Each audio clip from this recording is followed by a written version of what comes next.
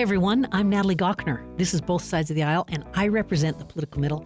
Have on the political left my good friend, Shireen Gorbani. Hello. And listeners, in particular, was it Felix? Felix. Thank you for the sweet note. We love hearing from you. Thanks for tuning in.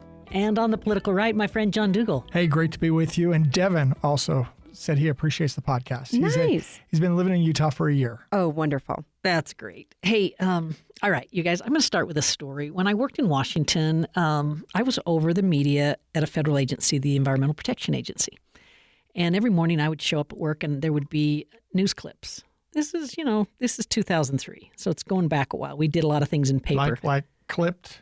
I'm talking about a tape, printout. Scissors. Shireen and John are seeing my hands, but maybe 2 to 3 inches high of all of the media coverage of the EPA overnight. Yeah. Right? You still had a news cycle and things. And as the, Associate Administrator of Public Affairs, I would kind of go through and see which things I need to elevate to the administrator's attention. There might be something in Corpus Christi, Texas with an aircraft carrier. It might be something in the Boston Harbor with air quality. Anyway, these news clips back then were extensive. I'm trying to imagine what it's like in the Trump administration with how much news this guy creates every single day, what they do with the public message here. I mean, we've got the Trump administration purging high-ranking military and intelligence officials. We've got the raid of the former National Security Advisor's home, John Bolton, by the FBI. We've got plans to send National Guard troops to Chicago, New York City, and Baltimore. I can keep reading this list, but what do you make of it, Shireen? Well, it's a really intentional strategy. And this came out of, I think it was blatantly described by Steve Bannon. And the idea is if you can just keep firing, right? Mm-hmm. So I think their plan is 3 big stories a day. Media overload. Just keep pounding in these big splashy stories, even if they are nothing burgers, even if they're meaningless. You make it a big thing. You trump it up, right? Like send it out. It's his message. It's his style. And distract. All right. And distract. And also the dismantling of our government is also happening. Okay, so John, we're a public affairs news program on public radio. How do we cut through that? Like, what do we pay attention to? What do we not? Well, we're trying to look at those things first and foremost that have some applicability to Utah. Yeah. So we're trying to filter it from a Utah lens to say, okay, which of these international and national stories color here? But to be blunt, we missed some of it. We dropped some of it. There is so much out there that in a 30-minute program, if you will, we can't cover it all. Yeah. Nor should we. Yeah. I think we pay way too much attention to the federal government. Okay, so I'm with you, and we'll push past that. But so on that point, and I don't mean on the show. I mean in society. The Supreme Court clearing a path for the Trump administration to cancel nearly $800 million in National Institutes of Health research grants. These are grants that were dedicated to health disparities, or what the administration might call EDI work. Interesting, but that affects Utah. Yeah, that affects Utah. So I think we're really lucky to have actually the robust health research environment that we do have. Somebody was telling me, I don't know, do you know if it's still true? We're one of the leaders in anti-venom. Is that true? Oh, interesting. I don't know if that's still true. Yeah, but it was something they knew that we have venom research. Anyway, point of the story is that we have, I happen to know a number of folks who work in our medical school that are really deep in incredible research that's advancing interventions around cancer, saving people's lives, immunology, thinking about the work that's happening, the research that happened here on COVID, honestly. Like there has been so much because we have a world-class research institution and we have recruited researchers that can advance our understanding of public health and health interventions more broadly. This is really distressing because we've already lost a huge amount of funding. I know that a number of grants have been scrapped, and to see this just continue to erode, and frankly, the Trump administration's position on public health generally is divest. That's what it is. John, how would you comment? Because divest, except from my perspective, is now invest in Intel and all these other things. It's like, why are we doing that? Like, you're saying he's investing in chip companies, but not. Yeah, when I worked at Health and Human Services, I remember the hallway that was where the people sat that worked on health disparities. And the first time I walked down, I thought, health disparities, I need to understand that better. And then, of course, I look into it, and it was just really revealing. And what does it mean?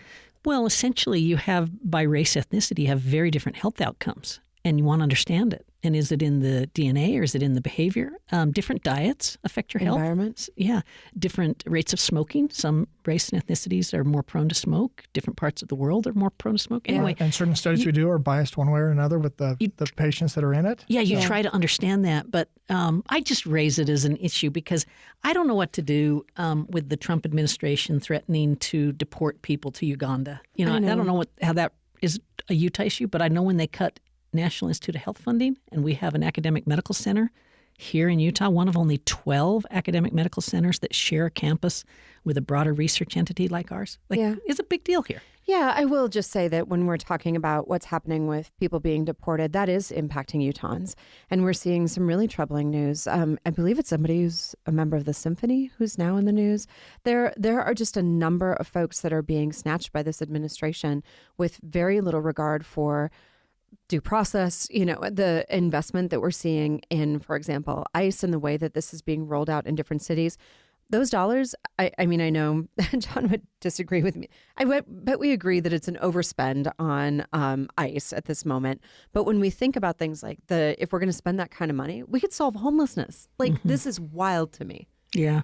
John, how are you thinking about the National Guard kind of ramp up in some of these large cities? The reason I bring that up is you tend to be someone who appreciates local solutions. Yeah. So I come from the perspective where we misuse and excessively use the National Guard for things they were never trained for, they never should do. They should be focused on the national security aspects of fighting wars and not on policing activities. We got lots of folks trained to be police, public safety officials.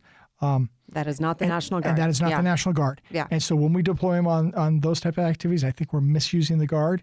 And the Guardmen and women sign up for a part-time assignment, and yet they get deployed over and over and over and over. And I just think it's inappropriate from my perspective. Let's talk about redistricting, shall we? Let's do it. Governor Abbott in Texas. Let's draw some lines. The Texas legislature approved their bill. They think it could swing as many 5 seats, Republican. Governor Abbott has called it one big, beautiful map, John. It just shows me how this showmanship, this provocation is contagious. To do that. But it also shows me a little lapdog. I mean, he's doing exactly what Trump told him to do. John. And then we have Gavin Newsom. Yeah. With his response, which is, okay, we can't just pass a map, but we have to go through a different process. But they quickly pulled together some maps, quickly pulled together the votes, sent it in front of the voters, where they're looking to pick up 5 Democratic seats in California. And part of my concern is, I've talked in the past about this. When we destroy some of these norms, we tend to only ratchet in one direction. We don't ever seem to pull it back. And so with the technology we have today, are we now on the path where every election cycle we will redistrict?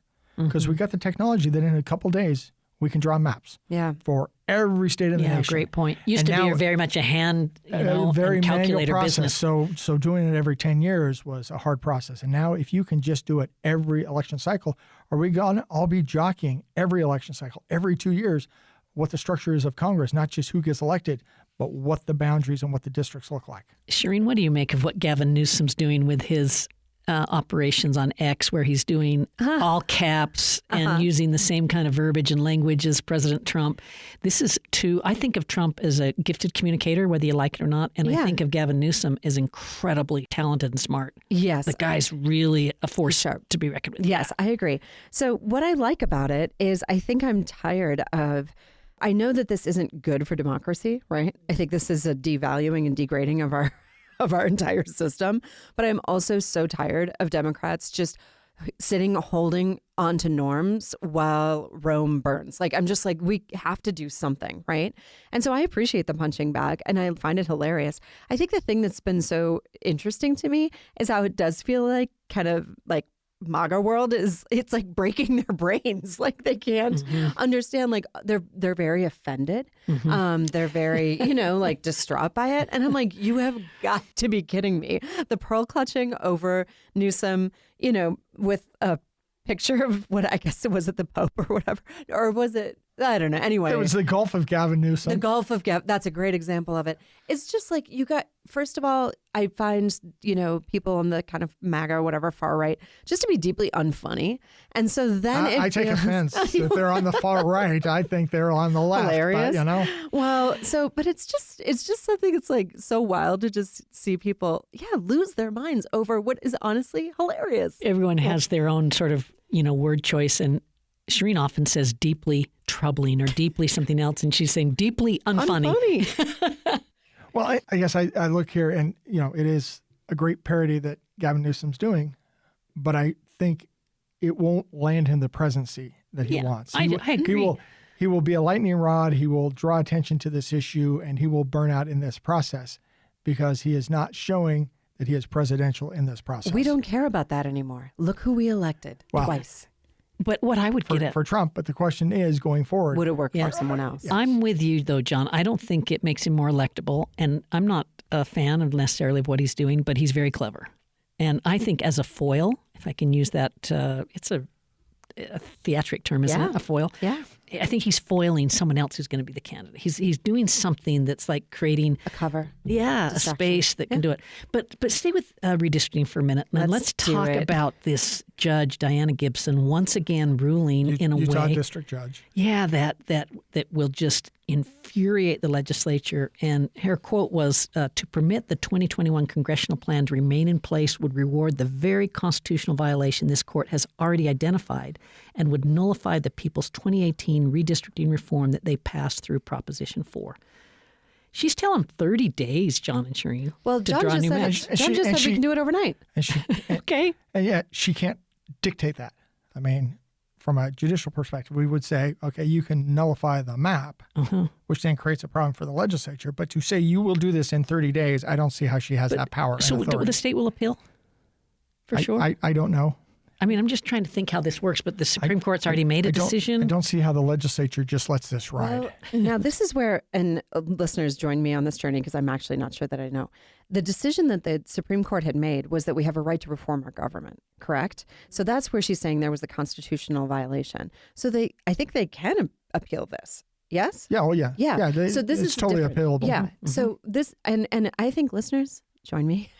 They will. They're gonna slow roll this as long as they can to not have to uphold the will of the voters. Mm-hmm. So let's go back. I mean, I'll talk about, because I'm on this show in my individual capacity and not anything else, and I'll talk about stuff I talked about when I was auditor years ago as this was going along. The initiative was designed to amend statute.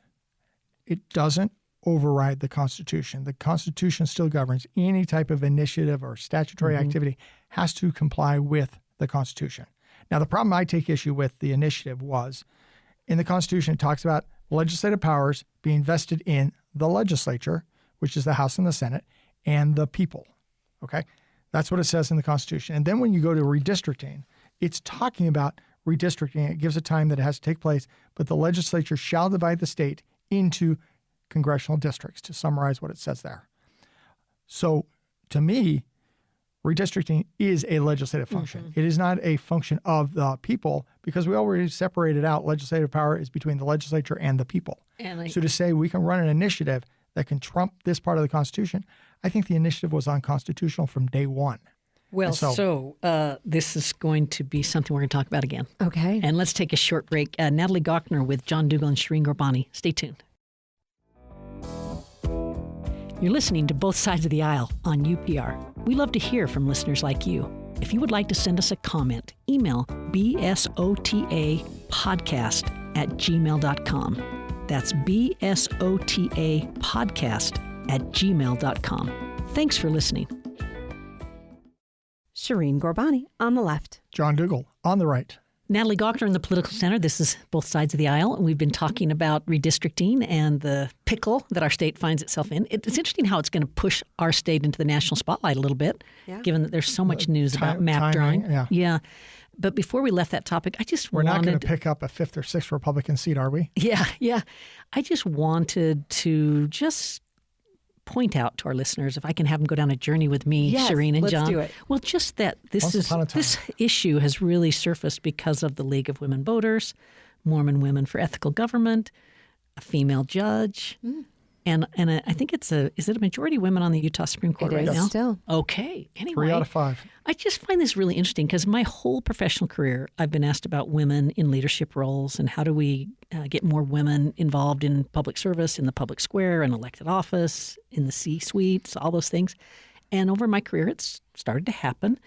And look at the mark they're making. I'll say to Shireen, look at the mark. Yeah, I think it's wonderful. I guess I would just say that I am very concerned about what kind of attacks we're going to see on the judiciary. I want to remind people that, for example, our Supreme Court is folks are reviewed by they're ultimately nominated, correct, by a Republican supermajority in Utah. A Republican supermajority in our legislature vets these individuals and advances them to be on our Supreme Court. Judges are also picked by the Republican supermajority in this state. So and let me nuance that just a little bit. So there's a nominating commission. They recommend names to the governor. The governor nominates. The Senate confirms. Yeah. Okay, a few little stages to go through. Yeah. But this is, again, they're confirmed by a Republican supermajority, right? So this is, I want people to understand that when we see the attacks on the judiciary that we are 100% going to see. Shireen, my only disagreement there is when you keep saying a Republican supermajority. I just have to say, this is my party. They're good people.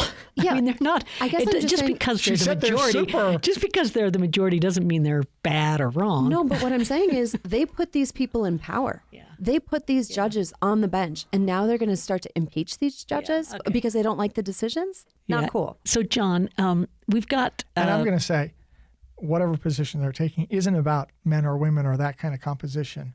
It's more about what are the rulings that are taking place. We've got a bill that Governor Cox vetoed after the 2025 session that dealt with he didn't want the power to pick the Chief Justice of the Utah Supreme Court. Legislature's coming back to him saying, well, let's relook at that. And they've got Senate Majority Whip Chris Wilson, a great senator from Logan area. I think very highly of Senator Wilson. But they're changing the bill a little bit. They're going to go from 4-year appointments to 8-year. And the governor's saying that it's made some progress with him. Why is it a big deal who they pick as the Chief Justice? I don't know all the details with Utah. I know at the federal level, the Chief Justice picks who's going to write the majority opinion and can kind of steer and can kind of keep to himself when he wants to be the driver on those things. I'm going to say there's probably some similarities where the Chief Justice has a heavier hand in terms of what takes place in the judiciary, clearly than all the rest. So the legislature wants to give the executive branch more power here. Is the way it currently works, the court picks their Chief Justice? Do you know? I believe so. I think that's right. I don't recall off the top of my head. Yeah, I think that's right, because the governor doesn't currently, and it's not the legislature. I think the court selects their own. And so anyway, listeners, thanks for going on the journey with us. Hope we're correct here, but that's something to watch for, because I think they're going to get a switch there. Let's talk as well. And I'm going to note that our current Chief Justice, Durant, I think sides closer to the legislature than the other justices, which also creates an interesting situation there. Well, I'll just say, this is another power grab. This is a power grab by the legislature. Go on. Okay, so we have a special session that's sort of in the queue. It looks like it'll be in September, probably an interim day in September. We're just hearing whispers about it that's going to happen. One of the things I think they're going to look at is the bill that barred public employees from negotiating contracts through a union. What do you want to say on that, you two? Well, I can tell you that I think the organizers of the referendum are concerned, would like to see this process move forward in the way that it is supposed to, which is that it'll go back to the people for the vote. I think the legislature has a history of doing this, jumping in and trying to change things mid-course so that it doesn't go back to the voters. Again, I guess I would characterize this as another power grab. And I'll note that I'm in the awkward situation of agreeing with FDR about the problems of government labor unions. Yeah. Okay. Mail-in voting, you two. Yeah. This is interesting to me because I think that Governor Cox has made a very reasoned argument that mail-in voting in Utah is different than a lot of other places. We were early out the chute. We were very thoughtful in its implementation. It wasn't a reaction to COVID. It was something we deliberately tried to do and put in the necessary safeguards. And he's saying that we're an exception to the rule. We're an outlier where these other states did it virtually overnight. Why is he talking about it today? Because what's driving it? Because the Trump administration is attacking mail-in voting and wanting all of the Republican states to get rid of it. President Trump says he's going to, by executive order, get rid of mail-in voting, which You look at the U.S. Constitution. The power rests first and foremost with the states, and secondarily with Congress, not with the president, with Congress, to dictate time, place, manner for elections. Yeah. So this is where the president's getting over his skis in something that he doesn't have the authority to do. He's also Whether or not you like it, and I'm not really a fan of vote by mail, but the president's... What don't you like about it, John? There's a couple of situations. One, it was pitched as we're going to get greater voter turnout, and I don't think it's really materialized into that. There are some risks with vote by mail that I think are greater than showing up in person. I do understand the challenges of having potentially one election day, and so I'm okay with early voting. Yeah. And I'm okay with mailing ballots in where you drop it off in person. So you've got that greater security there. Yeah. Shireen, what would you add here? I would just add, I've been with our county clerk through the process, really watched our mail-in voting. It's incredibly secure. I think it's an incredible system with a lot of checks and balances built into it that really reassure me. And I do think that it's helpful when people get to sit with their ballot, especially with the kind of misleading language that has shown up on our ballot initiative, or I guess more it's on our constitutional amendments from the legislature, that giving people the opportunity to do their research, to take their time, to not just be confronted with it in a ballot box, I think is an improvement to our democracy. I would just also say that I think people like it, and the numbers show that. So what is it? 96% of Utahns who voted used their ballot sent to their mailbox. So this is something that we enjoy. Why would we restrict, make it more difficult, take away people's opportunities for research and thoughtful reflection around a process, especially when we like it? Yeah. I will note one other from a candidate perspective. The downside from a candidate is it makes for much more expensive campaigns.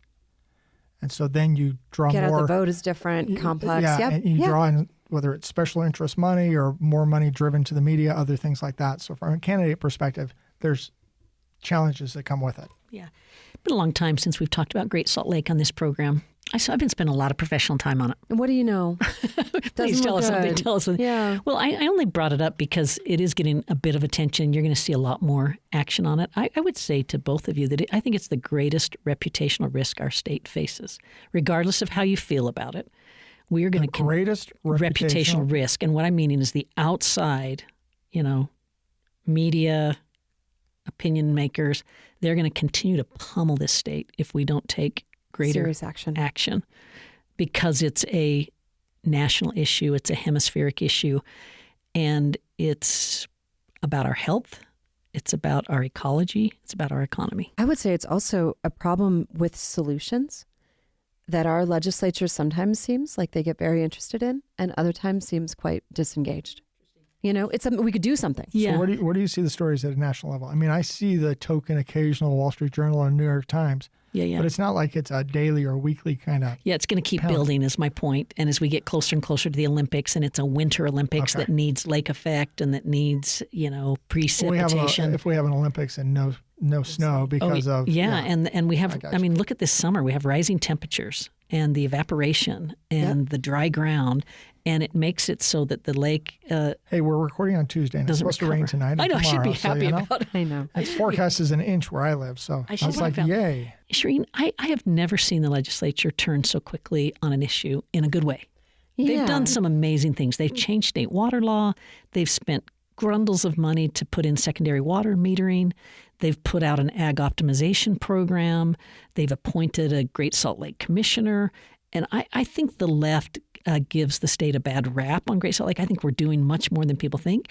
But I also think that it's got to get beyond our political leaders and get into the kitchen tables, conversations of Utahns. I would say the kitchen sink. Oh, the kitchen sink. Everything. Yeah. Yeah, I would say I agree with you to an extent. I do think there have been, I'll just say, it felt like the momentum was building in our legislature. And then last year, I was not impressed. Mm-hmm. So I'm hoping that we can continue that forward momentum. Mm-hmm. And I don't know if you think that's giving them a bad name, but this isn't something where we can take a year off. Yeah, fair. Okay.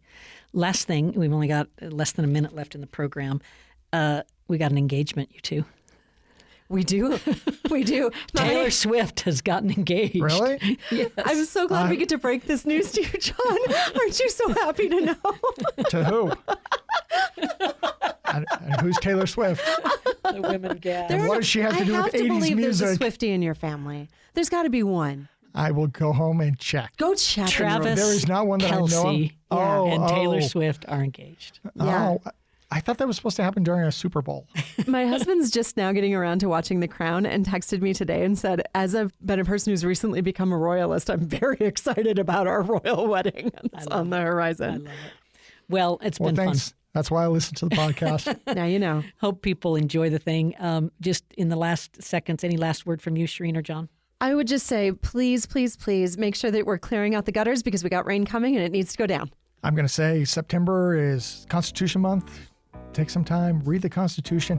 I love a video that BYU did decades ago, A More Perfect Union. It's about the Constitutional Convention. Watch it. Excellent. We talk a lot about constitutional issues. Most folks have not really read it, so take a little time. That's a wrap. Shireen Gorbani, John Dougal, and Natalie Gochner. Programs produced by Anthony Scoma. Thanks, everybody, for listening.